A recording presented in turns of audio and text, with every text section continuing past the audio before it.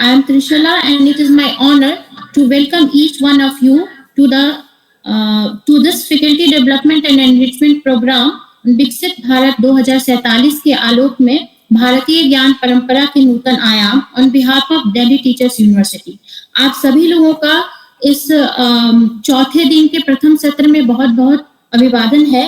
और आज हमारे साथ रिसोर्स पर्सन के रूप में उषा मैम आ रही हैं। मैम, आपका बहुत बहुत स्वागत है। हमें गर्व है कि हमारे साथ आज उषा मैम यहाँ पे उपस्थित हैं। उषा मैम वर्तमान में प्रोफेसर एवं प्रभारी राष्ट्रीय साक्षरता केंद्र प्रकोष्ठ एनसीईआरटी में कार्यरत हैं। मैम 2007 से एनसीईआरटी में हैं।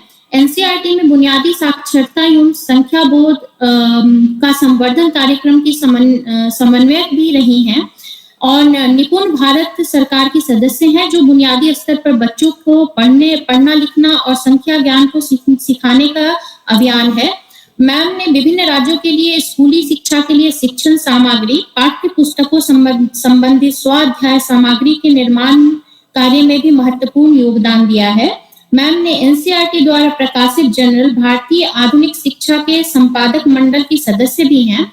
राष्ट्रीय साक्षरता केंद्र प्रकोष्ठ के अंतर्गत विभिन्न प्रकार की संसाधन सामग्री, उजास प्रवेशिका, मार्गदर्शिका, ऑडियो वीडियो प्रोग्राम आदि का निर्माण भी किया है। मैम ने एनसीईआरटी द्वारा किए जाने वाले राष्ट्रीय उपलब्धि सर्वेक्षण में भी भागीदारी निभाई है। प्रारंभिक साक्षरता से जुड़े मथुरा पायलट परियोजना, महाराष्ट्र एवं कर्नाटक में कार्यक्रम मूल्यांकन आदि का शोध कार्य किया है। विभिन्न औपचारिक एवं अनौपचारिक मंचों से बच्चों के सीखने को रोचक एवं उद्देश्यपूर्ण बनाने की दिशा में योगदान भी दिया है। हमें मैम के इतने विशाल अनुभव को देखते हुए आज मुझे पूर्ण विश्वास है कि यह आज का हमारा यह सत्र बहुत ही ज्ञानवर्धक और शिक्षाप्रद रहेगा सभी के लिए। तो मैम, आपका एक बार फिर से बहुत बहुत स्वागत है इस मंच पर। Over to you Usha ma'am. जी, आप सभी को बहुत बहुत नमस्कार और इस आभासी मंच पे आप सभी का बहुत बहुत स्वागत है। और सबसे पहले मैं अपनी बात शुरू करूं, मैं जो यूनिवर्सिटी है उनके जितने प्रभारी हैं और जिन्होंने इस विषय के बारे में सोचा है, मैं उन्हें हृदय से साधुवाद देती हूँ कि आज की दुनिया में जब हम म से मछली न पढ़ाकर म से मोबाइल पढ़ाते हैं, प से पतंग न पढ़ाकर प से पेटीएम पढ़ाते हैं, तो उस जमाने में जब हम इस योग साधना की बात कर रहे हैं तो उसे बहुत ध्यान से समझना बहुत जरूरी है। और इस विषय को रखने के लिए उन्हें बहुत बहुत बधाई। एक छोटा सा प्रेजेंटेशन तैयार किया है, क्योंकि जब हम योग साधना की बात करेंगे तो उसमें कुछ चीजें हम साथ साथ भी करके देखेंगे। तो हमारे जितने साथी ऐसे मंच पे जुड़े हुए हैं, भले उन्होंने कैमरा ऑफ किया हुआ है, मेरा कैमरा ऑन रहेगा और आप लोग साथ साथ करते भी जाएगा और ये एक तरह का इंटरैक्टिव सेशन रहेगा। तो बातचीत हम सबके बीच में लगातार चलती रहेगी और जैसे जैसे हम आगे बढ़ते जाएंगे वैसे वैसे आप साथ साथ अभ्यास भी कीजिएगा, क्योंकि ये चीज योग और साधना की है। तो जब हम योग और साधना की बात करेंगे तो उसमें केवल सुनना काफी नहीं है, एक बार उसे साथ साथ करना बहुत जरूरी होगा। और अगर ये सही तरीके से नहीं हो पाता है किसी भी वजह से, तो ये सकारात्मक परिणाम देने की जगह नकारात्मक परिणाम भी दे सकता है। तो इसलिए इसे समझना बहुत जरूरी है। आप मुझे बस 2 मिनट दीजिए, मैं स्क्रीन शेयर करती हूँ। और जब हम बातचीत करेंगे तो आप में से कोई भी अपनी बात कह सकता है, अपना माइक आप अनम्यूट पे रखकर अपनी बात कह सकते हैं। तो 2 मिनट के लिए मैं स्क्रीन शेयर करती हूँ।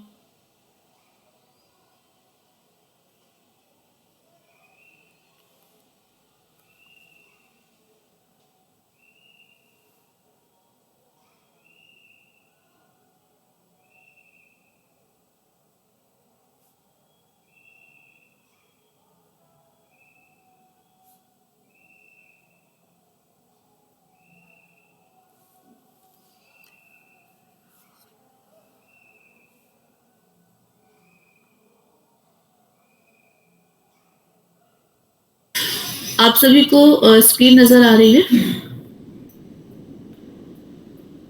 Yes ma'am. Yes ma'am.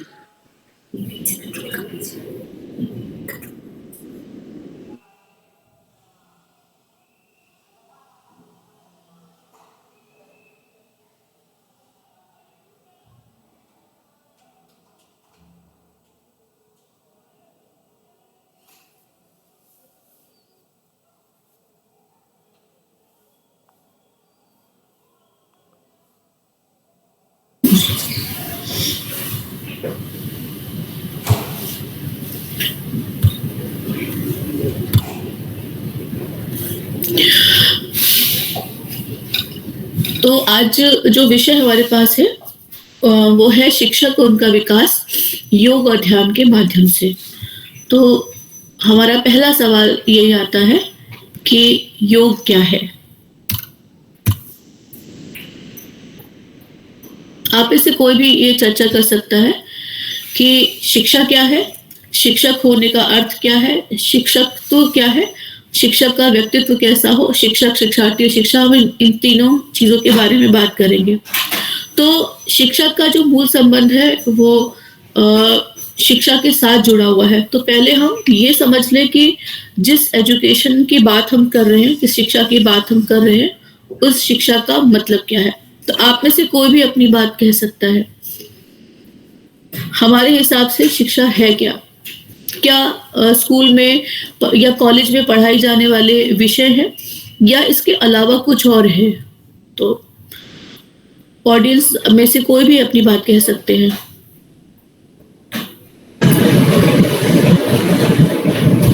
नमस्कार, डॉक्टर विजय बोल रहा हूँ जी। मेरे हिसाब से मैम ये डेवलपमेंट प्रोसेस में कंट्रीब्यूट करने का जरिया है। यानी दूसरे जो हमारे स्टूडेंट्स हैं उनका डेवलपमेंट प्रोसेस हम कैसे इंश्योर कर सकते हैं, उन सिचुएशंस को क्रिएट करना एक शिक्षा का हिस्सा है। ठीक है, और किसी और का कोई कहना हो? मैडम मैं बताना चाहूँगा। जी जी, क्या आप लोग मुझे सुन पा रहे हैं? बिल्कुल सुन पा रहे हैं। मैडम मैं डॉक्टर गोवर्धन जाटव जबलपुर मध्य प्रदेश से बात कर रहा हूँ। जी जी। शिक्षा के बारे में आपने पूछा है। शिक्षा को अगर मैं अपने शब्दों में बताना चाहूँगा तो एक भावी भारतीय नागरिक का ऐसा निर्माण जिसका समग्र विकास हो। क्योंकि जो स्टूडेंट होते हैं जिन्हें आप टीचिंग करते हैं वही आगे चल के नागरिक बनते हैं। तो एक ऐसे देश, एक ऐसे नागरिकों का हम निर्माण करें विद्यालयों में, विश्वविद्यालयों में, जिनका सर्वांगीण विकास हो सके। उसमें शिक्षा के साथ शारीरिक, साहित्यिक, सांस्कृतिक विभिन्न तरह के आयाम और पहलू शामिल हो और खास करके मानवीय नैतिक मूल्य उसमें जुड़े होना चाहिए। मनुष्य के प्रति मानवीयता का, आत्मीयता का व्यवहार और मानवीय मूल्य उसमें समाहित पूरी तरह से होना चाहिए। और समग्र विकास जिससे एक मनुष्य का हो सके, ऐसी शिक्षा नीति या इस प्रकार की शिक्षा व्यवस्था हमारे देश में या हम लोगों को शिक्षा प्रदान करनी चाहिए। धन्यवाद। जी जी, बहुत अच्छी बात है। एनईपी 2020 या विद्या मैम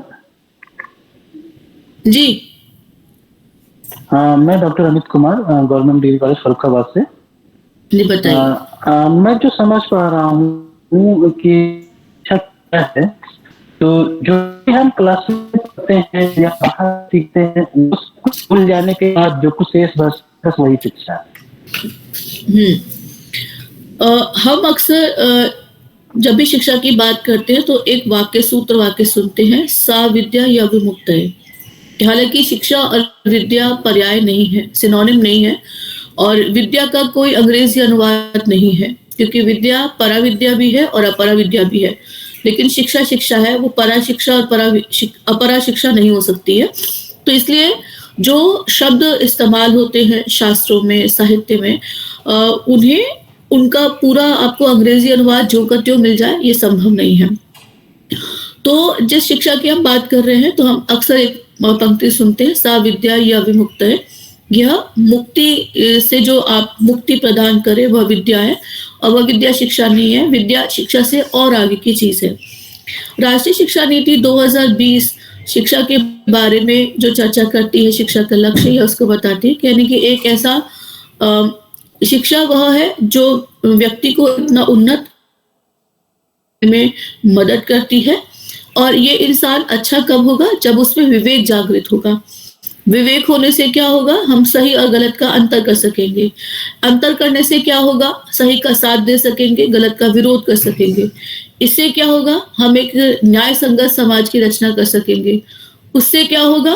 फिर हम एक न्याय संगत और उन्नत राष्ट्र का निर्माण कर सकेंगे। और अंततः कोई भी समाज और कोई भी राष्ट्र जिस तरह का होता है, उसी तरह का व्यक्तित्व उसके नागरिकों का भी बनता है।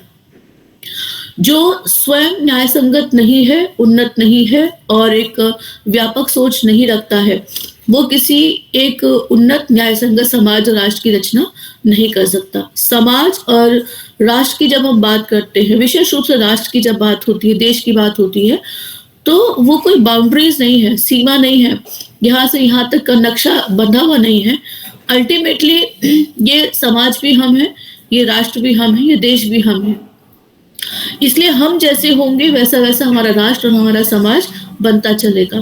तो शिक्षा मूल रूप से देखने में लगता है कि वो स्कूल, कॉलेज, यूनिवर्सिटी की चार दीवारी के भीतर की चीज है, लेकिन ऐसा नहीं है। उसे उसके बाहर की भी चीज सबसे ज्यादा है।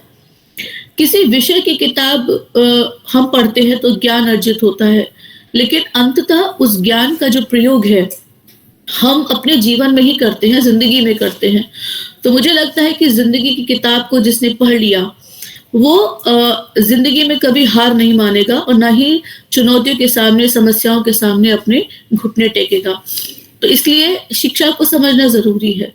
अब हम बात करते हैं शिक्षक होने का अर्थ क्या है। इसका जो अंग्रेजी अनुवाद है वो है टीचर। और अब हम शिक्षक के अलग अलग रूप की चर्चा करते हैं। हम शिक्षक भी कहते हैं, हम अध्यापक भी कहते हैं, हम आचार्य भी कहते हैं।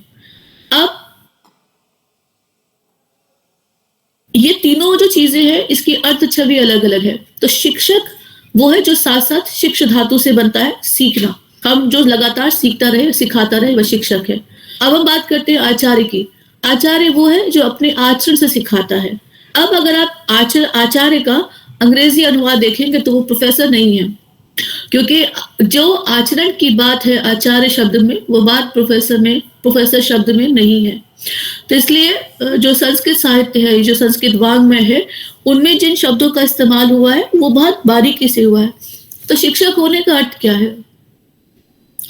एक टीचर कैसा होना चाहिए और शिक्षकत्व क्या है, यानी कि कैसा शिक्षक होना चाहिए।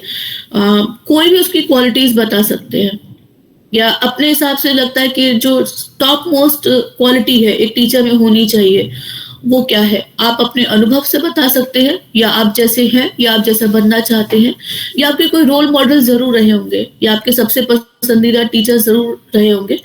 तो उनकी कोई क्वालिटी जो आपको सबसे ज्यादा पसंद आई हो और लगता हो कि हमें ऐसा ही बनना चाहिए।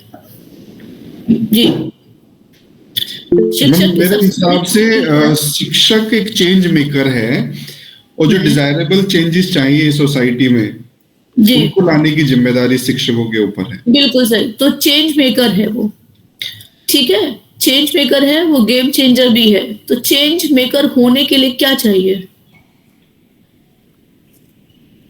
आप किसी स्थिति को परिवर्तित कर सके उसके लिए क्या क्वालिटी चाहिए? मेरे हिसाब से उसको रोल मॉडल बनना पड़ेगा। अगर रोल मॉडल किसको आप रोल मॉडल मानते हैं?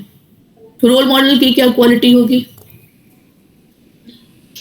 मतलब जो डिजायर चेंजेस हमें चाहिए सोसाइटी में वो पहले हमें अपने अंदर लाने होंगे, तभी हम उनको। तो सबसे पहले शिक्षक को खुद को परिवर्तित करने की जरूरत है और तब हम दूसरों में परिवर्तित होने की बात करते हैं। मैंने अपने गुरु से जो सीखा है, जो जाना है, जो समझा है, मैं वही चर्चा आज आपके साथ करूंगी। वाणी भले ही मेरी है, लेकिन जो शब्द हैं, जो चर्चा के बिंदु हैं, वो मैंने उन्हीं से जाने हैं। तो शिक्षक होने में सबसे बड़ी क्वालिटी क्या होगी?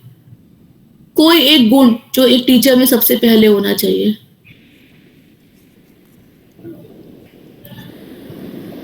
बाकी बातें बाद में आती रहेंगी, लेकिन एक क्वालिटी जो आपको लगता है कि ये नहीं है तो टीचर नहीं है। भले वो कितना ज्ञानवान क्यों ना हो। ह्यूमिलिटी। हाँ, बिल्कुल सही, विनम्रता। विद्या दत्ताति विनयम, यानी कि विद्या वह है जो विनम्रता प्रदान करती है। तो एक शिक्षक को विनम्र होने की जरूरत है। विनम्र होना और कमजोर होने में फर्क होता है। जमाना ऐसा है कि लोग विनम्रता को कमजोरी समझते हैं, लेकिन ईमानदार लोगों से लोग अंदर अंदर डरते भी हैं। तो शिक्षक का विनम्र होना जरूरी है। जब ये विनम्रता आती है तो एक चीज स्वतः ही छूट जाती है, उसके छूटे बिना आप विनम्र हो नहीं सकते हैं। कौन सी चीज है वो?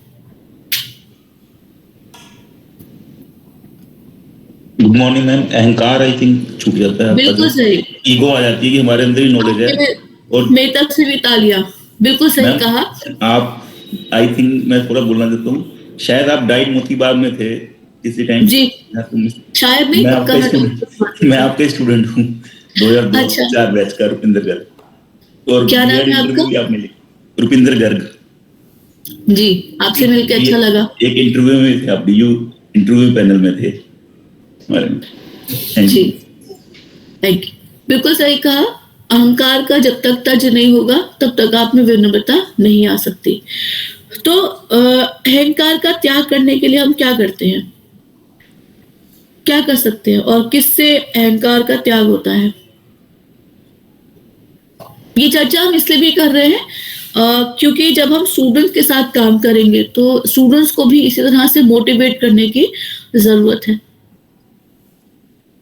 आई थिंक मैम श्रेष्ठता का समान हमें एक मूल्यांकन करना होगा, जिसको हम सम्मान, मैं एक दर्शन पढ़ रहे उसमें उसके अकॉर्डिंग सम्मान जिसमें हम कर सकें। सम्मान मीन्स ये हम मूल्यांकन कर सकें हम कहाँ पे हैं, और आगे वाले हमारे से आगे भी कुछ लोग हैं और पीछे भी होंगे, तो सबका हम सम्मान कर सकें। और अगर हम समझदार अपने आप को मानते हैं तो हमारा ये समझदारी इसमें आती है कि हम दूसरों को समझदार बना सकें। यह अहंकार हो कि हम समझदार हैं तो हम दूसरों को लेट डाउन करेंगे, हमारे में नॉलेज है तो हमारी नॉलेज दूसरों को वहां तक अपने योग्यता लाने में है। तो ये लगता है कि ये हम सीखेंगे कि ऐसा नहीं है कि एक पैटर्न है तो आगे भी हमारे से श्रेष्ठ लोग और हमारे से ज्ञान में नीचे भी हो सकते हैं। तो हमारा अगर ऊपर मांगते हैं अपने आप को, तो हमारा ये है कि हम उनको हैंड होल्डिंग करके ऊपर लाएं, ठीक, हम उनको लेट डाउन ना समझेगी। ये थोड़ा सा बिल्कुल सही कहा आपने। तो अहंकार का त्याग तब होता है जब हमारे भीतर सेवा भाव होता है। मान लीजिए कि हम कहीं भी जा रहे हैं और रास्ते में पता चलता है कि एक बहुत ज्यादा गंदगी है, कूड़ा है, या कोई एक ऐसी रस्सी है जो बंधी हुई है, नायलॉन की रस्सी, और अक्सर लोगों का पैर उसमें अटकता है, वो गिर पड़ते हैं। हालांकि आपका वह दायित्व नहीं है, लेकिन फिर भी आपको लगा कि रास्ते चलते किसी व्यक्ति का पैर इससे पड़ सकता है, या आपने देखा कि केले का छिलका रास्ते में पड़ा हुआ है तो आपने तुरंत उसे पैर से एक तरफ कर दिया। नायलॉन की रस्सी है, उसको पैर से एक तरफ करेंगे तो वो हटेगी नहीं, तो आपने उठाया, उसको फोल्ड किया और कहीं आसपास ऐसी सुरक्षित जगह पे छोड़ दिया उसको, ताकि वो किसी दूसरे के पैर में ना आए। ये काम करना सेवा भाव है।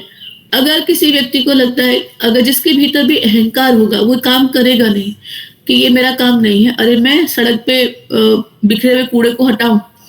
तो जब सेवा भाव आता है तब अहंकार का नाश होता है, और जब अहंकार का नाश होता है तो हमारे भीतर विनम्रता आती है। और असल शिक्षा वही है कि जो आपके भीतर विनम्रता का भाव पैदा करती है।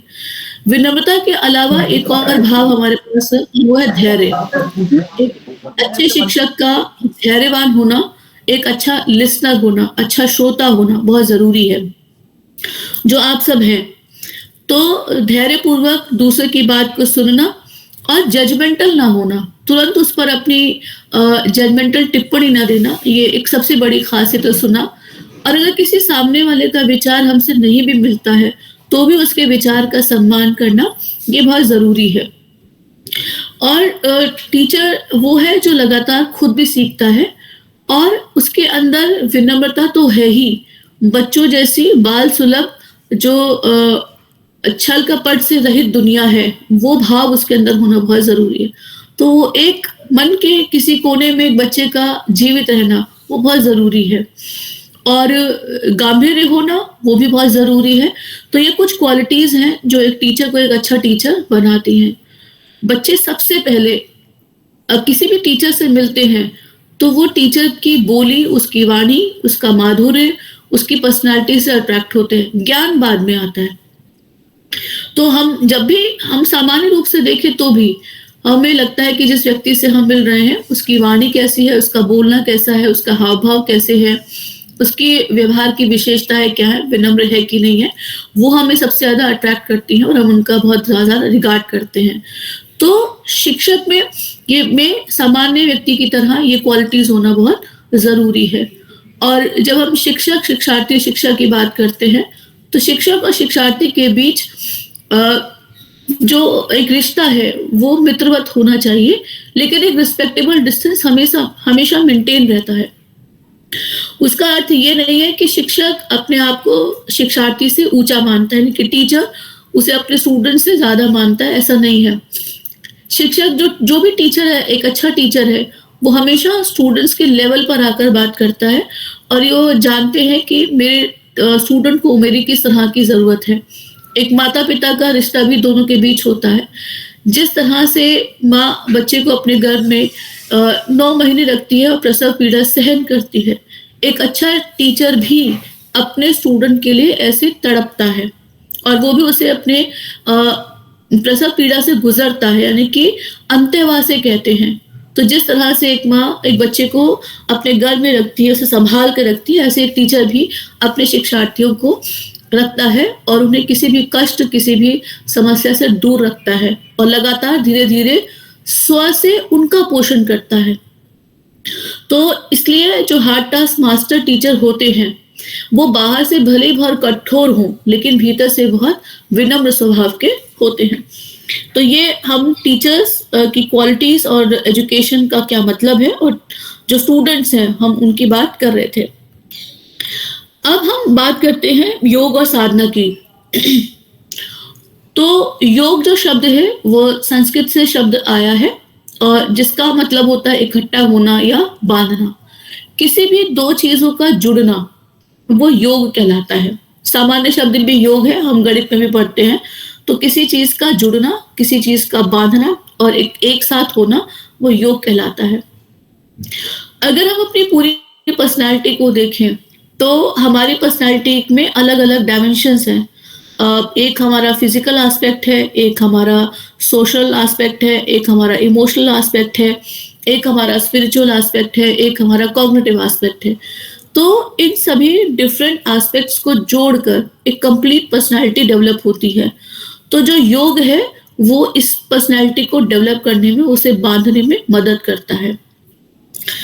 जब आप किसी व्यक्ति से मिलते हैं तो आप उसके पर्सनालिटी के अलग अलग एस्पेक्ट्स को आइसोलेशन में नहीं देखते हैं, आप उसे एक कंप्लीट पर्सनालिटी के तौर पर देखते हैं।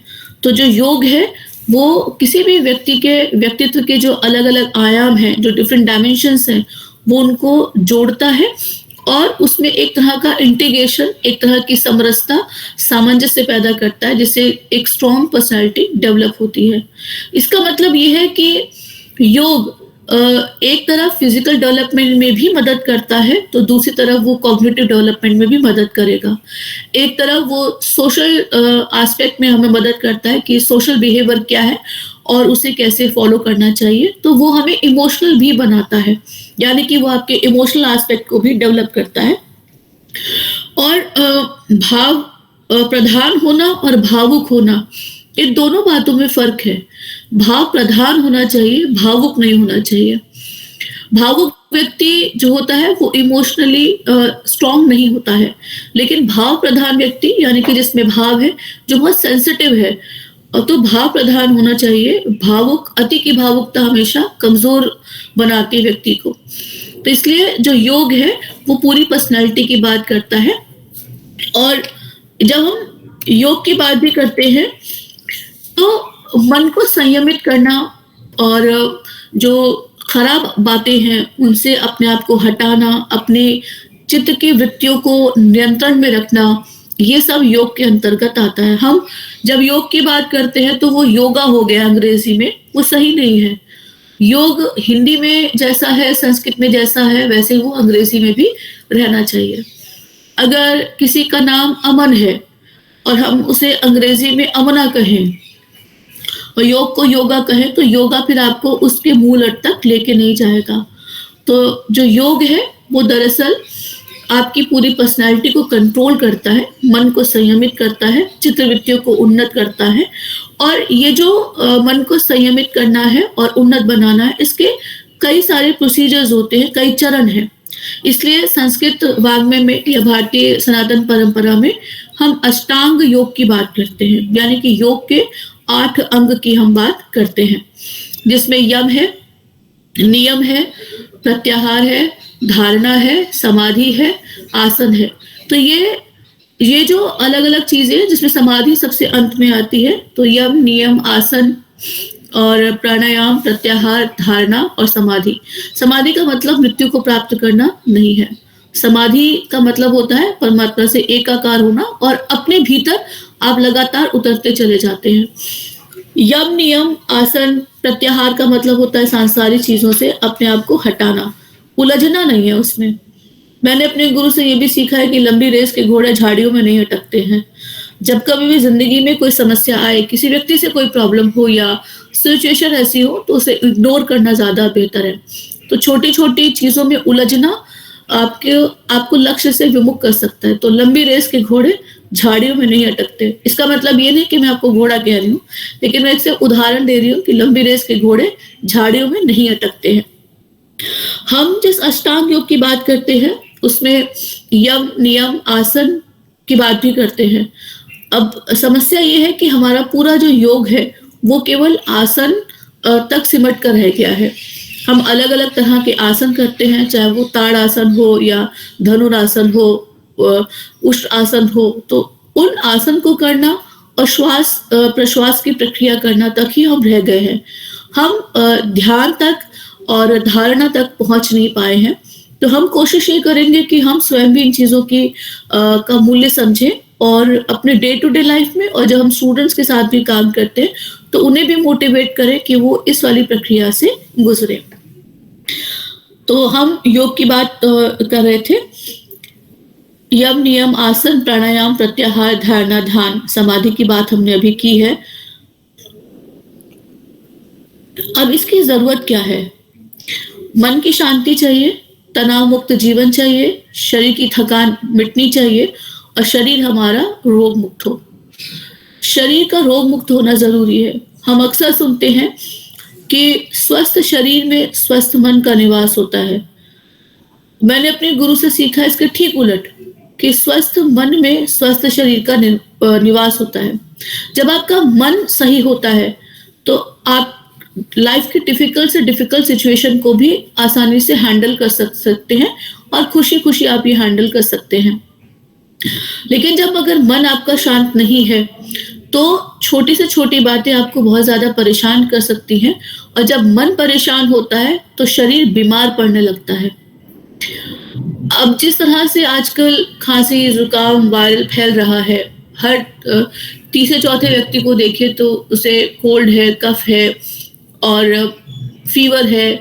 तो ये जो वायरल फैल रहा है आजकल, कुछ लोग ऐसे होते हैं जो इन्हें अपने ऊपर हावी नहीं होने देते, क्योंकि उनका मन अच्छा है, मन बहुत स्ट्रांग है। और बहुत सारे लोग होते हैं कि शरीर को इन रोगों से मुक्त होने के लिए समय देते हैं। 4-5 दिन भी अगर आप मेडिसिन न लेकर आप दूसरी चीजें भी करते हैं तो धीरे धीरे आप उस रोग से मुक्त होने लगते हैं। लेकिन जहाँ जरूरत हो वहाँ मेडिसिन ले लेना जरूरी है और चिकित्सीय सलाह लेना भी जरूरी रहता है। तो अगर आपका मन बहुत शांत है, प्रसन्न है और आपके मन के सरोवर में किसी ने आपके मन को तरंगित नहीं किया है कंकड़ फेंक कर, तो आप जिंदगी की बड़ी से बड़ी सिचुएशन को हैंडल कर लेंगे। तो इसलिए मन की शांति, मन का शांत होना बहुत जरूरी है, धैर्य होना बहुत जरूरी है, तनाव मुक्त जीवन बहुत जरूरी है। लेकिन जीवन है तो तनाव और समस्याएं आएंगे ही आएंगी। जीवन जीते हुए आप एकदम तनाव मुक्त हो जाए, एकदम समस्या मुक्त हो जाए, ये संभव ही नहीं है, असंभव है। केवल मृत्यु के समय ही ये संभव होता है। लेकिन जब तक जीवन है तब तक कोई ना कोई तनाव, छोटा हो बड़ा हो, और कोई ना कोई समस्या छोटी हो बड़ी हो, वो जिंदगी में लगी रहती है। वो ऐसा लगता है कि समस्या है, जबकि अगर आप बहुत गहराई से देखेंगे तो वो बहुत स्वाभाविक चीजें हैं। एक परिवार है, एक परिवार में 8 सदस्य रहते हैं, उसमें कुछ बुजुर्ग हैं, कुछ वयस्क हैं, कुछ किशोर हैं, तो कुछ बहुत छोटे बच्चे हैं। हालांकि आजकल जॉइंट फैमिली देखने को मिलती नहीं है, लेकिन एक जॉइंट फैमिली में है। और अगर आप परिवार में किसी बात को लेकर असहमति हो जाती है कि और दल बंट जाते हैं, कुछ लोग कहते कि नहीं ये सही है, कुछ कहते कि नहीं ये सही है, तो और ये लगता है कि कितनी बड़ी प्रॉब्लम है कि लोग आपस में बहस कर रहे हैं या समझ नहीं रहे हैं, तो इसे समस्या मानेंगे, जबकि ये समस्या बिल्कुल भी नहीं है। ये बहुत स्वाभाविक है। घर में जब जितने भी लोग रहेंगे सबके अपने अलग अलग व्यूज हो सकते हैं। हमें क्या करना होगा, हमें उन लोगों की सहमति असहमति का कारण जानना होगा कि वो ऐसा क्यों कह रहे हैं, क्यों तक हम पहुंच नहीं पाते हैं, दूसरे के मंतव्य को हम समझ नहीं पाते हैं, तो वहां पर हमें लगता है कि बहुत बड़ी समस्या, जबकि लिए हम ये मानते कि बहुत ऑब्वियस चीज है। हम कोई काम कर रहे हैं और तो कोई काम करते करते कोई गलती हो जाती है, ये स्वाभाविक है, गलती भी उसी से होगी जो काम करेगा।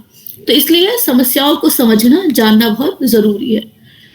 और शरीर की थकान दूर हो जाती है जब आप अपने लक्ष्य को पूरा कर लेते हैं, और आपका शरीर भी रोग मुक्त हो जाता है। तो हम यहाँ बात कर रहे थे मन की शांति, तनाव मुक्त जीवन, शरीर की थकान को दूर करना और रोग मुक्त शरीर होना, जो हमें योग देता है। अब हम जो आपसे जानना चाहेंगे और आप साथ साथ करते भी जाएंगे, वो है हम कुछ ऐसी मुद्राओं की बात कर रहे हैं। हम अच्छा, मुद्रा से पहले हम श्वास प्रश्वास की बात कर लेते हैं।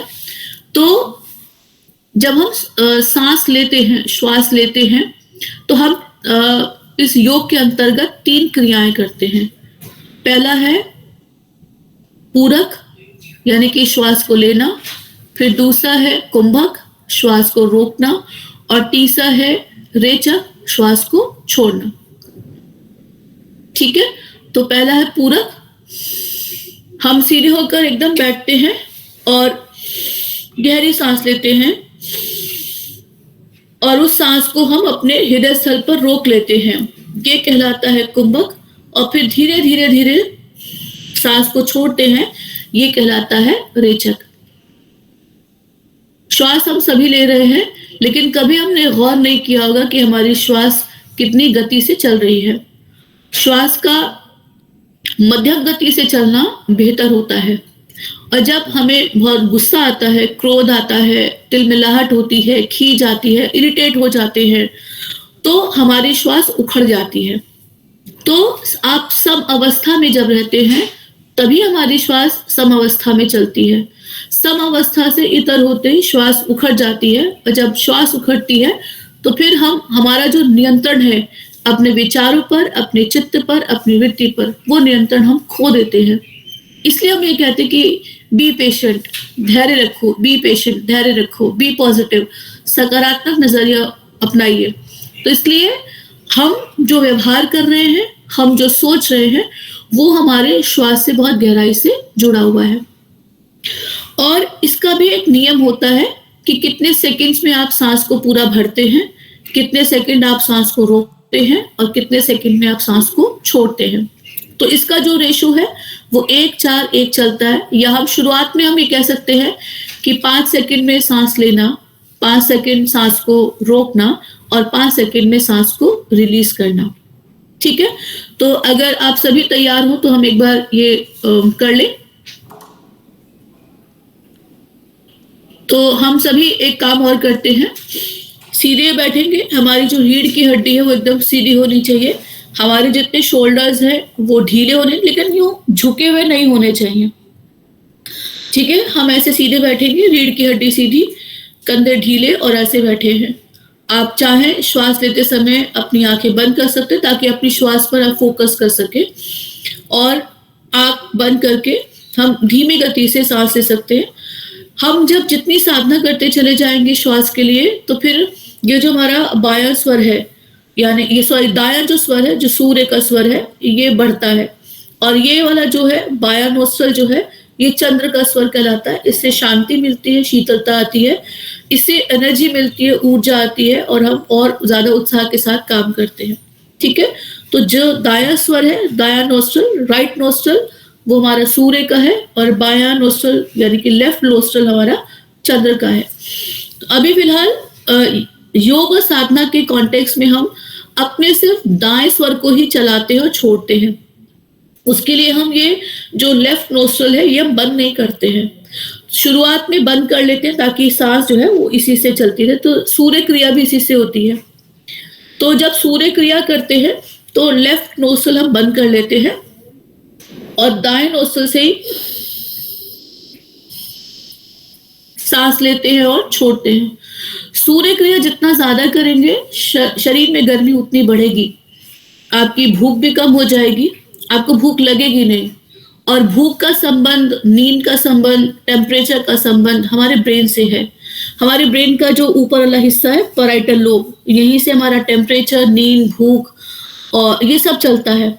तो इसलिए आप अपनी नींद, भूख को बढ़ा भी सकते हैं, नींद और भूख को आप घटा भी सकते हैं। तो टेम्परेचर भी, बहुत ठंड में भी लोगों को ठंड नहीं लगती है और जरा सी ठंड हो तो लोगों की छींक शुरू जाती है। ये सब इम्यूनिटी का भी मामला है और आपके पैराइटल लोब ब्रेन का भी मामला है। तो जब हम श्वास क्रिया करते हैं तो पूरक, कुंभक, रेचक करेंगे। पूरक में 5 सेकंड में श्वास को लेना है, 5 सेकंड श्वास को रोकना है और 5 सेकंड श्वास को धीरे धीरे छोड़ना है। जब सांस या लंग्स में प्रॉब्लम आती है, लंग्स बहुत अच्छे नहीं है कि वो ढेर सारी हवा भर सके अंदर, तो सांस उखड़ती है और तुरंत छूटने लगती है। तो श्वास को लेना आसान है, श्वास को रोकना उसे थोड़ा सा कठिन है और श्वास को धीमी गति के साथ छोड़ना सबसे डिफिकल्ट होता है। तो आप सभी तैयार हैं? तो हम एक ही अभ्यास कर लेते हैं। एक एक करके मैं काउंटिंग करूंगी, उसी पे आपको श्वास लेनी है और श्वास को रोकना है और श्वास को छोड़ना है। जब हम श्वास को रोक रहे हैं तो वो ये हृदय स्थल है हमारा, आपको श्वास को यही रोकना है। शुरू करते हैं। पूरक 1 2 3 4 5। कुंभक 1 2 3 4 5। रेचक 1 2 3 4 5। तो एक ही विधि आपने समझी है, सांस को धीरे लेना, रोकना और फिर छोड़ना। बहुत सारे लोग 40 सेकंड तक भी अपने सांस को रोक सकते हैं, 40 सेकंड में सांस ले सकते हैं, 40 सेकंड में सांस को छोड़ते हैं। श्वास लेना, लंग्स में बहुत ज्यादा सांस लेना, ये कंपैरेटिवली आसान है। सांस को रोकना ये उससे थोड़ा मुश्किल है और सांस को 40 सेकंड में छोड़ना वो सबसे डिफिकल्ट है।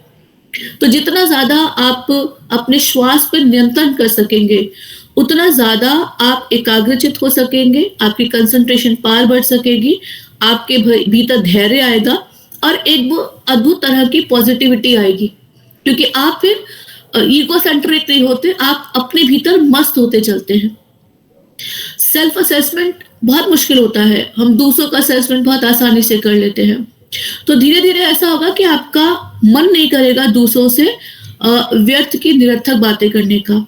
तो हमें अपनी जिंदगी में ये भी तय करना है कि कौन सी ऐसी बातें जो हमारी जिंदगी के लिए फायदेमंद है और कौन सी ऐसी बातें जिनमें समय वेस्ट नहीं करना है।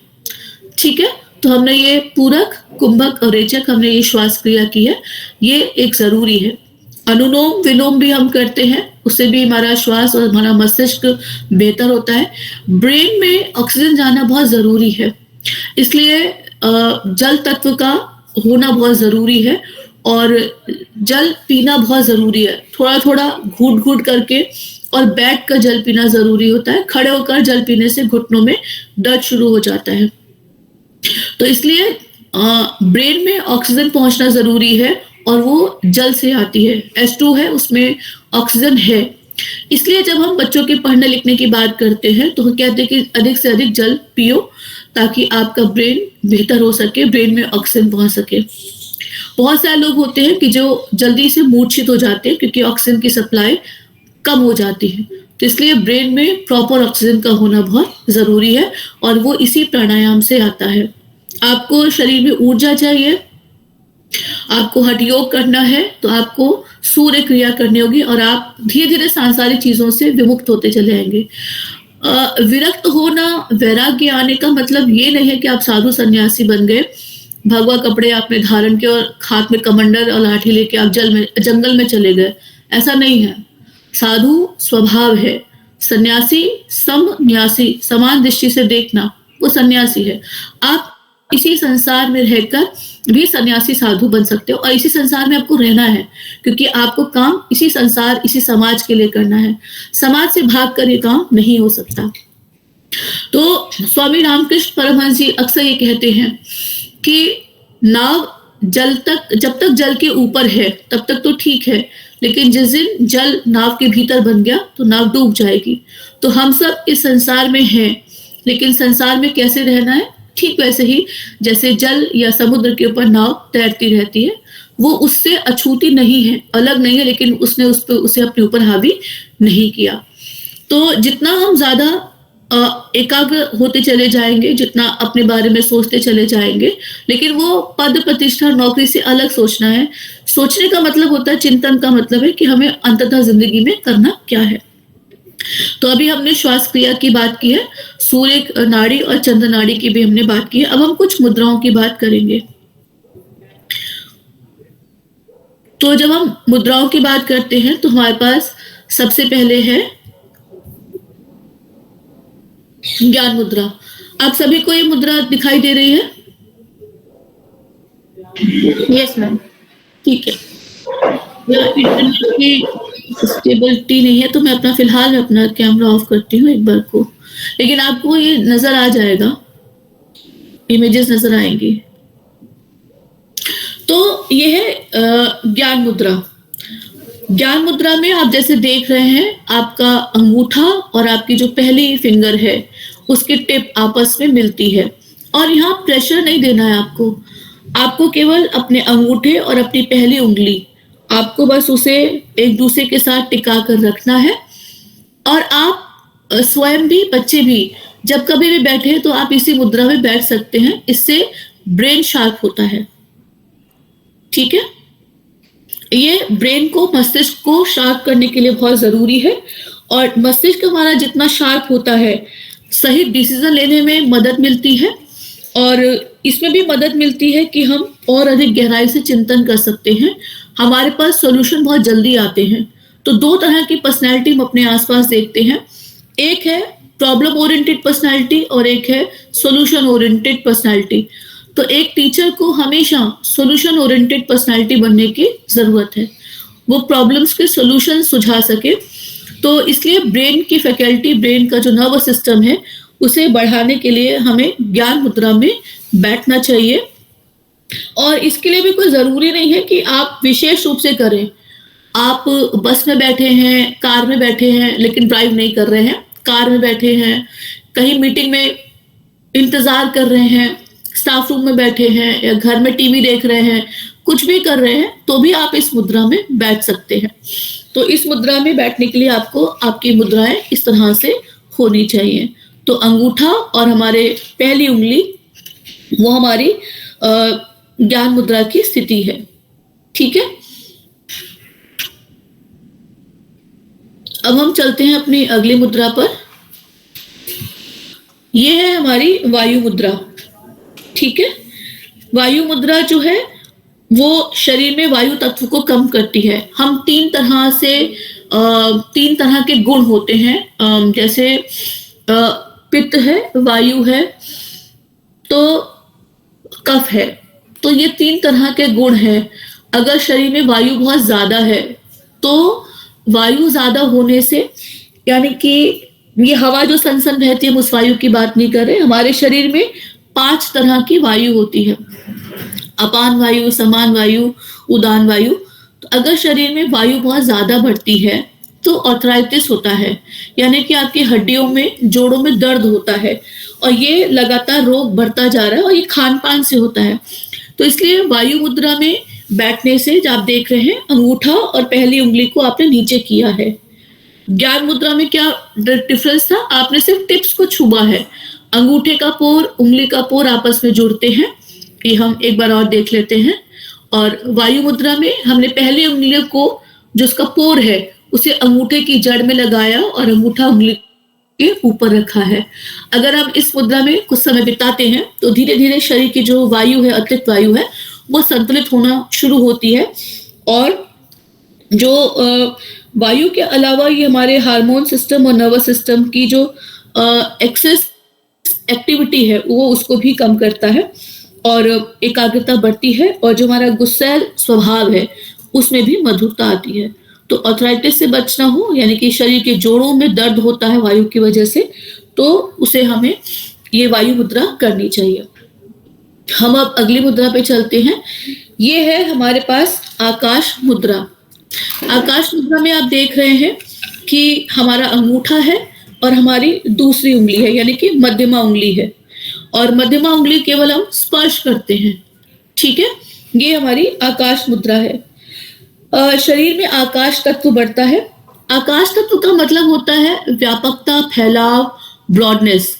तो चित्त की व्यापकता और बुद्धि की व्यापकता, ये होना बहुत जरूरी है। यानी कि हमारा मन, मस्तिष्क जब बहुत उदार होता है, किसी को कोई भी चीज देने में 2 बार सोचता नहीं है या एक बार भी नहीं सोचेगा, तो वह हृदय की उदारता है। और विचारों की उदारता भी जरूरी है, यानी कि बुद्धि की उदारता भी जरूरी है। हम खुले दिमाग से सोचें चीजों को, बहुत नैरो माइंडेड होकर न सोचें।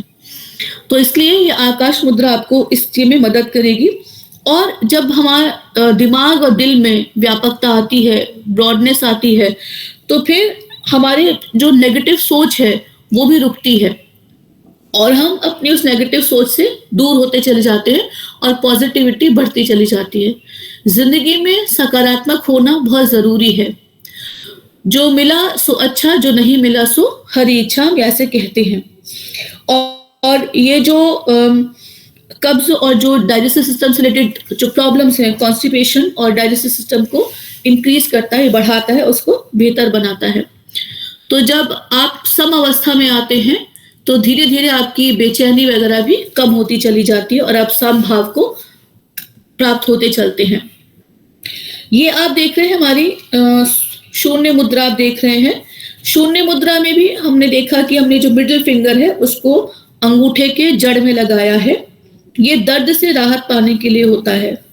यानी कि अगर शरीर में एक रोग, सिर में दर्द हो ज्यादा, सीने में हल्का दर्द हो, और ये फिर से आपकी वात प्रकृति वाले लोगों को भी राहत देता है शून्य मुद्रा। यानी कि जो आपकी मिडिल फिंगर है, ये मिडिल फिंगर आपका वायु तत्व है और इसी को, इस मुद्रा में बैठने से वायु, अतिरिक्त वायु जो है वो कम होती है। फिर हमारे पास है ये पृथ्वी मुद्रा है। हमारी जो रिंग फिंगर है उसे हम अंगूठे के साथ टच करते हैं। ये हमारी पृथ्वी मुद्रा है। शरीर में या किसी भी साधना करने के लिए पृथ्वी तत्व को संतुलित करना बहुत जरूरी है। पृथ्वी पे हम देखते हैं गुरुत्वाकर्षण है, ठीक है, ग्रेविटी फोर्स है। वो उस गुरुत्वाकर्षण या ग्रेविटी फोर्स की वजह से चीजें नीचे की तरफ आती हैं। यानी कि पृथ्वी तत्व जितना ज्यादा होगा, व्यक्ति के पतन होने के उतने ही आसार बढ़ते चले जाते हैं। तो जिंदगी में उन्नति हासिल करनी हो, नकारात्मकता से दूर रहना हो, पतन से दूर रहना हो, तो हमें ये पृथ्वी को संतुलित करना होगा और ये मुद्रा हमें पृथ्वी तत्व से दूर ले जाती है। तो ये हमारी पृथ्वी मुद्रा है। और ये भी आपके जो नए टिश्यू बनते हैं उसकी ग्रोथ के लिए जरूरी है। थकान से राहत देती है और शरीर में मजबूती और चैतन्यता लाती है और आपके मेटाबॉलिक सिस्टम को भी बेहतर बनाती है हमारी पृथ्वी मुद्रा। जो जितने बड़े साधक होते हैं उनका पृथ्वी तत्व उतना ही कम होता है और उनका आकाश तत्व ज्यादा होता है। तो एक अच्छा साधक वो होता है जिसका आकाश तत्व ज्यादा है। हृदय की उदारता, मन की उदारता, जो हो रहा है वो उसे होने दो, उसको कोई रोकता नहीं, लेकिन उसमें बहना नहीं है। समाज जिस तरह से बह रहा है उस तरफ बहना बहुत आसान होता है, धारा के विपरीत बहना बहुत मुश्किल होता है। तो पृथ्वी तत्व आपको धारा के विपरीत बहने में मदद करता है, आपके पतन से आपको बचाता है। यानी कि आपने पानी देखा होगा, वो जिस तरफ ढलान होती है उस तरफ बहुत तेजी से भागता है। यानी इसका मतलब हम जिंदगी में नेगेटिव चीजों की तरफ बहुत जल्दी चले जाते हैं, पॉजिटिव चीजें लाने में समय लगता है। ये हमारी सूर्य मुद्रा है, यानी कि हमारी रिंग फिंगर को आप इस तरह से करते हैं तो ये सूर्य मुद्रा में आ जाएगा। ठीक है, सूर्य मुद्रा से आपका सूर्य तत्व बड़ा होता है। और इसके अलावा शरीर में जब बहुत ज्यादा आपको थकान का अनुभव हो या अगर आप उत्साह आपका घट रहा हो, मनोबल घट रहा हो, तो आपको सूर्य मुद्रा करनी होगी। और ये शरीर के तापमान को बढ़ाने में भी मदद करता है। ये हमारी सूर्य मुद्रा है। अब आप ये देखेंगे, ये हमारा पृथ्वी तत्व है। इसमें हमने सिर्फ टिप्स को टच किया है, यानी कि जो रिंग फिंगर है हमारी, इसको हमने टच किया है पृथ्वी मुद्रा में। और सूर्य मुद्रा में हमने उसी रिंग फिंगर को अंगूठे की जड़ में लगाया है। तो अब आप ये देख पा रहे होंगे कि उंगलियां वही है, अंगूठा वही है। हम कभी सिर्फ पोर को टच करते हैं और कभी उंगलियों को हम अंगूठे की जड़ में रखते हैं, तो ये मुद्राओं में फर्क आता है। और ये हमारी वरुण मुद्रा है। वरुण का संबंध जल से है और ये हमारी अंतिम फिंगर है और सबसे छोटी कनिष्ठा है हमारी।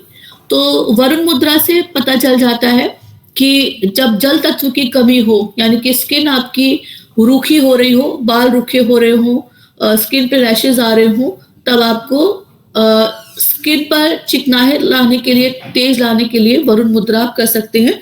तो जल तत्व की जो कम हो रहा था, इसको जल तत्व को बढ़ाने में मदद मिलती है। तो ये हमारी कुछ मुद्राएं थी।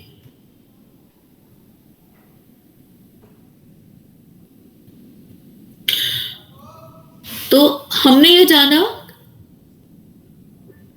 हमने अभी तक ये जाना है कि शिक्षा क्या है, शिक्षक होने का मतलब क्या है, और जो योग और साधना है वो उसका किसी भी शिक्षक के व्यक्तित्व को तेजस्वी बनाने में वो कैसे मदद करता है।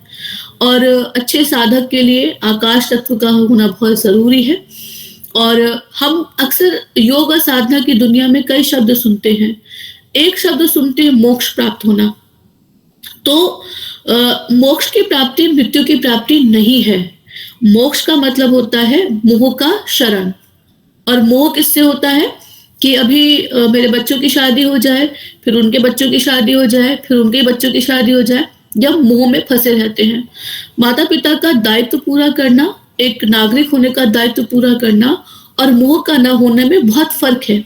और ये फर्क होता है कि जब हम स्वयं को कर्ता नहीं समझते, जब हमारे कर्ता भाव तिरोहित हो जाता है, तो हमारे मोह का भंग होता है, मोह का शरण होता है, यानी कि धीरे धीरे मोह कम होता जाता है। मोह कम करने का मतलब ये नहीं है कि अब हम क्लासेस भी कम करते जाएंगे टाइम टेबल में, ऐसा नहीं है। वो दायित्व है, दायित्व को तो निभाना है, लेकिन स्वयं को कर्ता नहीं समझना, कर्ता भाव को छोड़ते चले जाएंगे। बहुत ज्यादा उलझेंगे नहीं चीजों में कि ये काम सिर्फ मैं ही करूंगा, ये काम सिर्फ मैं ही करूंगी, या ये मेरे बिना कोई नहीं कर सकता, मेरे बिना हो नहीं सकता है। तो इस तरह का भाव का जो तिरोहित होना है वो मोह का शरण है। जब आप बाकी चीजों के मोह में नहीं फंसेंगे तो आप अपने लिए भी समय निकाल पाएंगे। और मैंने अपने गुरु से ये भी सीखा है कि सबको कुछ समय के लिए एकांत में जाना चाहिए। 365 दिन में से कोई 5-6 दिन आप जरूर निकालिएगा जहां आप एकांत में जाएंगे। पिकनिक स्पॉट पे नहीं, कोई ऐसी बहुत दूर दराज की जगह जहाँ की हवा बहुत शुद्ध हो, जहाँ शांति हो, जहां आप ऐसी आवाजें भी सुन सकते हैं जो आमतौर पर हम सामान्य तौर पर नहीं सुनते हैं, लेकिन फिर भी इस पूरे ब्रह्मांड में ऐसी आवाजें मौजूद हैं जिन्हें सुना जाता है। तो उसके लिए शांति बहुत जरूरी है, खुद से बातचीत करना बहुत जरूरी है। और जब हम खुद से बातचीत करते हैं तो पहली बात ये आती है कि क्या करूं, जिंदगी में पैसा बहुत कम है, प्रतिष्ठा बहुत कम है, ये पद मिला नहीं। वो थॉट्स आएंगे ही आएंगे। जब आप और चिंतन करेंगे तो धीरे धीरे ये थॉट्स आके चले जाएंगे। फिर सोचेंगे कि मैं क्यों इसमें दुनिया में आया हूँ या आई हूँ, मेरा क्या दायित्व है और मुझे क्या करना चाहिए, अपने भीतर क्वालिटीज को कैसे इंक्रीज करना चाहिए, मेरी जो गुण दोष हैं वो कौन से हैं, उन्हें कैसे दूर करना चाहिए। तो धीरे धीरे ये अपना चिंतन, अपने साथ बैठना और अपने साथ बातचीत करना ये बहुत ज़रूरी है। तो इसलिए जब हम जितना भीतर की यात्रा करते हैं, भीतर उतरते चले जाते हैं, उतना ही बाहरी तत्व से हमारा संपर्क कम होता चला जाता है, टूटता नहीं है, तो कम होता चला जाएगा और हम शांत होते चले जाएंगे। फिर एक समय ऐसा आएगा कि बहुत ज़्यादा शोर शराबा आपका और बहुत ज़्यादा बातचीत आपका करने का मन नहीं करेगा और वो चीज़ें आपको इरिटेट करने लगेंगी। आपके घर के पास से कोई बाइक जूम करके निकलती है और ज़्यादा आवाज़ से जाती है, वो आपको इरिटेट करने लगेगा। तो इससे पता चलेगा कि अब आप धीरे धीरे योग और साधना के पथ पर चले जा रहे हैं। तो ये थोड़ा सा ही जानकारी थी मुझे, मैंने आप सभी के साथ साझा की है। अब अपने स्टूडेंट्स के साथ भी आप इसे शेयर कर सकते हैं। खुद के साथ बैठना, खुद के साथ बातचीत करना वो बहुत ज़रूरी है और श्वास को सही तरीके से लेना छोड़ना भी बहुत ज़रूरी है। उसे भी अपनी ज़िंदगी का हिस्सा बना सकते हैं, एकांतवास में भी जा सकते हैं। मेरी बात समाप्त होती है। आपका हृदय से आभार मैम, इतने अद्वितीय इस व्याख्यान के लिए। इस व्याख्यान से आज के आपके हमारा बहुत ही ज्ञानवर्धन हुआ है मैम। इसके पहले कि आपका सत्र समाप्त करें, हो सकता है कुछ प्रश्न अगर आपका समय इजाजत दे तो हम ले सकते हैं मैम। जी, कोई अपना जी चांद सर, अगर आप कुछ पूछना चाह रहे हैं मैम से तो पूछिए। हाँ जी, मैं अपने कुछ कमेंट्स दे रहा हूँ। जी सर। उषा जी नमस्कार, मैं डॉक्टर CK भारद्वाज हूँ और आपने बहुत बेहतर तरीके से योग को एक्सप्लेन किया है आज, और उसकी सभी जो कठिनाइयाँ हैं कैसे उसको सरल बना के आपने एक्सप्लेन कर दिया ताकि हम अपने जीवन में उसको उतार सकें। मुझे सिर्फ यही कहना है कि जो योग है वो जुड़ना है।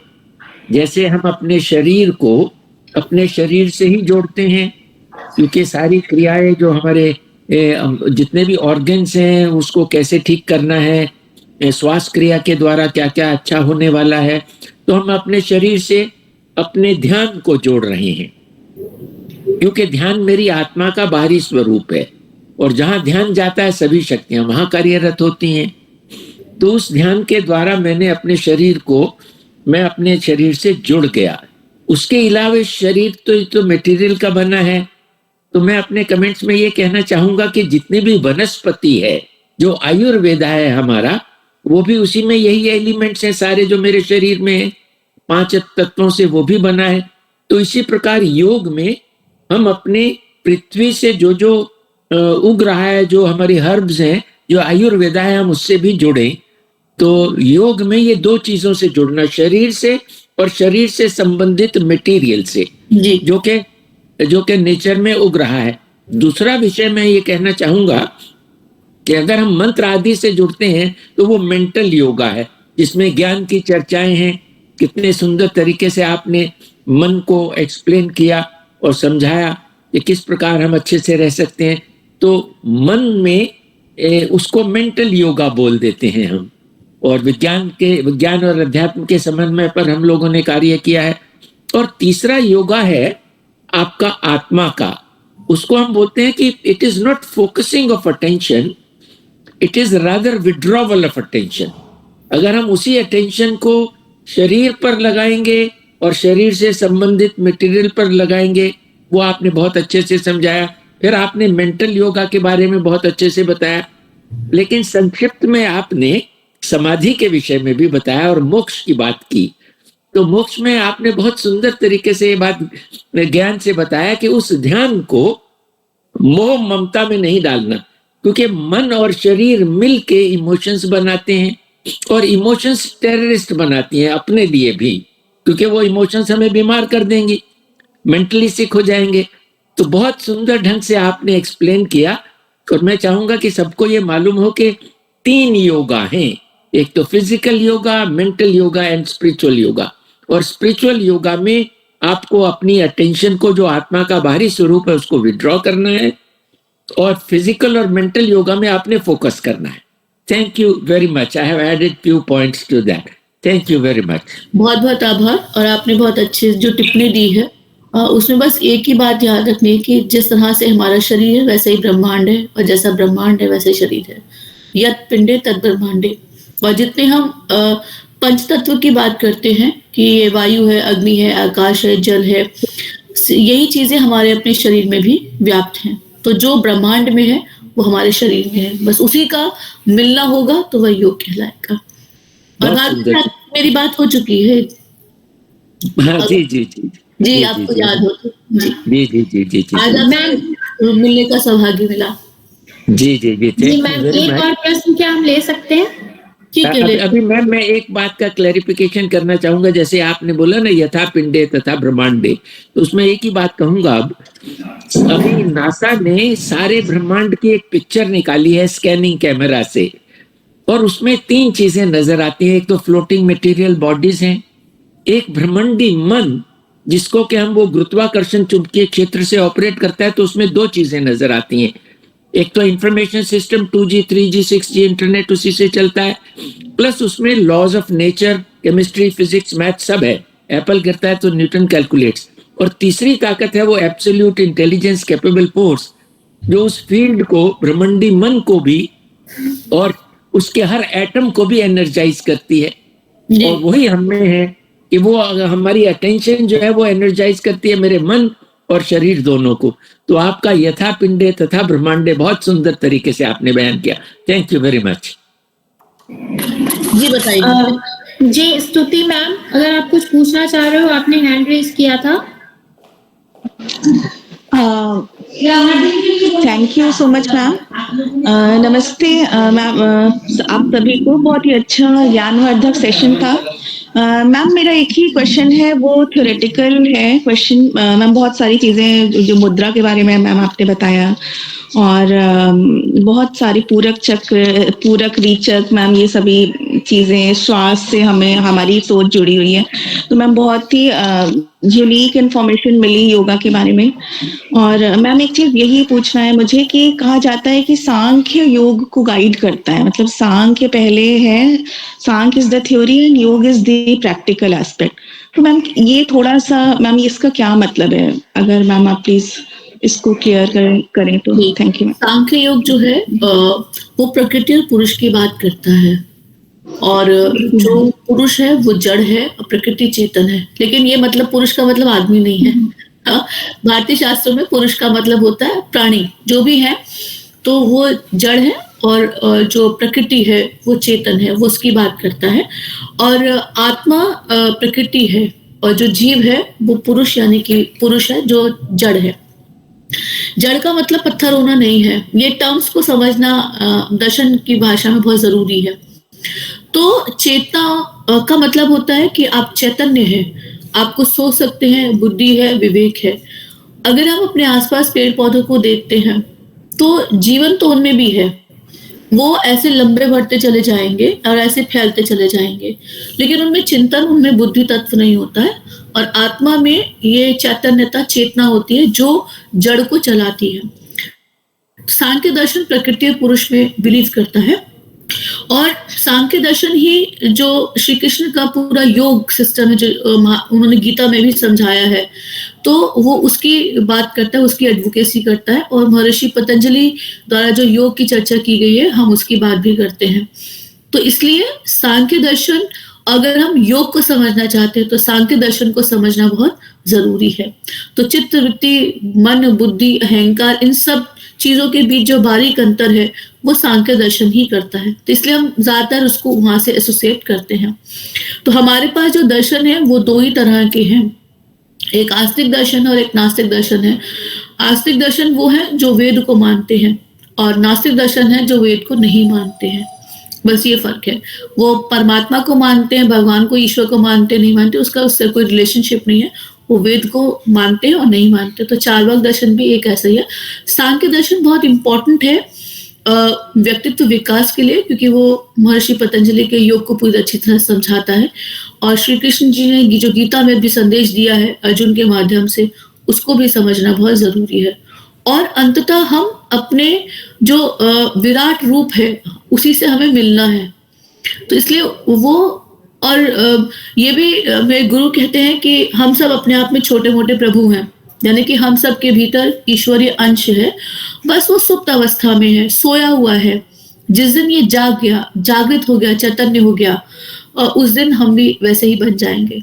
तो यही है, आप पढ़िएगा। और थैंक यू।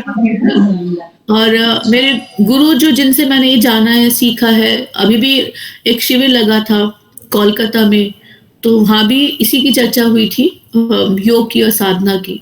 तो उनका नाम है प्रोफेसर पवन सिन्हा। वो प्रोफेसर हैं पॉलिटिकल साइंस के, मोतीलाल नेहरू कॉलेज में पढ़ाते हैं और बहुत बड़े सिद्ध पुरुष हैं। तो बहुत ही साधारण तरीके से रहते, लेकिन बेहद असाधारण व्यक्ति हैं। और वो लगातार बच्चों के लिए, युवाओं के लिए, बड़ों के लिए यही योग साधना का काम करे। तो उनकी फिलॉसफी एकदम अलग हटकर है। वो कहते हैं कि वैराग्य इन सब के लिए आपको संसार को, समाज को छोड़ने की जरूरत नहीं है, वो तो पलायन है। समाज में रहकर ही आपको काम करना है, और यही रहना भी है और यहाँ नहीं भी रहना है। तो जल के ऊपर नाव की तरह रहना है। जी, thank you so much ma'am. Thank you so much ma'am, आपने अपना कीमती समय निकाल के यहाँ आए, हमारे साथ इस सत्र में जुड़ी, और आपने बड़े ही सुंदर तरीके से मैम शिक्षा का अर्थ और शिक्षक के गुणों के बारे में हमें बताया, और सा विद्या या विमुक्ते का अर्थ भी हमें बड़े सुंदर तरीके से आपने सरल तरीके से बताया। शिक्षक, आचार्य और अध्यापक की अंतर छवि के बारे में, उसकी जो डिफरेंस है, जो अंतर है, उसको भी हमें समझाया मैम आपने। और आपने योग से भी हमारा परिचय कराया, और योग किस तरीके से व्यक्तित्व के विभिन्न आयामों को जोड़ता है और उनमें समन्वय पैदा करता है, इसके बारे में भी मैम आपने हमें बड़े ही सुंदर तरीके से बताया। विभिन्न मुद्राओं के बारे में भी हमें बताया। तो ये सेशन, ये सत्र हमारा बहुत ही सुंदर रहा, बहुत ही अच्छा था, ज्ञानवर्धक था हमारे लिए। इसके लिए मैम मैं त्रिशला दिल्ली विश्वविद्यालय की तरफ से आपका बहुत बहुत आभार व्यक्त करती हूँ कि आप अपना समय निकाले और हमारे साथ जुड़े। थैंक यू मैम, धन्यवाद।